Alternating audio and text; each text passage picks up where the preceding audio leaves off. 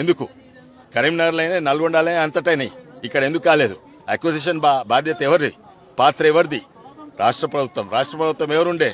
TRS, ఇప్పుడు పేరు మార్చుకున్నారు బీఆర్ఎస్ అని, వాళ్ళది. వాళ్ళు అక్వైర్ చేయలేదు. లాస్ట్ కు మొన్న అక్వైర్ చేస్తాం 100% ప్రయత్నం కాదు, ఉత్తరాల రాష్ట్రం ఇవన్నీ కూడా చేసినాము. ఇంకోటి అక్వైర్ ఎట్లా చేయాలనో కూడా చెప్పినాము. ఒంకర్ తిక్కర్ దాన్ని చక్కగా చేయాలి.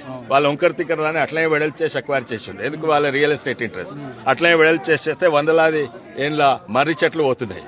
దాని మీద ఎవరో యాక్టివిస్ట్ వచ్చి మా లోకల్ కాదు, ఎక్కడి నుంచో తమిళనాడు నుంచో ఎక్కడి నుంచో మీ మర్రి చెట్లు పోతున్నాయి, పర్యావరణం నష్టమవుతుంది, వాళ్ళకు మర్రి చెట్ల మీద ఫికర్ ఉంది కానీ మన ప్రజల మీద కాదు. ఆ మర్రి చెట్లు కావాల్సిన ట్రాన్స్ప్లాంట్ చేస్తారు. ఇటువంటి సందర్భం ఎంతో సంజాయించడం అయినా కూడా ఇప్పుడు కేసు విత్డ్రా అయింది, ఇప్పుడు మొదలైంది. అయినా కూడా మేము మర్రి చెట్లను వేరే దగ్గర ఎక్కడైతే ఇప్పుడు చేవెళ్ల చుట్టూ బైపాస్ ఉంది, అది ఆల్రెడీ మొదలైంది. చూడండి, అజీజ్ నగర్ ఇక్కడ బైపాస్ అన్ని మొదలైనాయి. ఎక్కడెక్కడ మర్రి చెట్ల ప్రాబ్లం లేదో ఆల్రెడీ ఇప్పుడు ఆ ప్రాబ్లం కూడా అయింది. 1.5 years అయిపోతుంది. కానీ దీన్ని ముఖ్య 90% కారణము టీఆర్ఎస్ ప్రభుత్వం.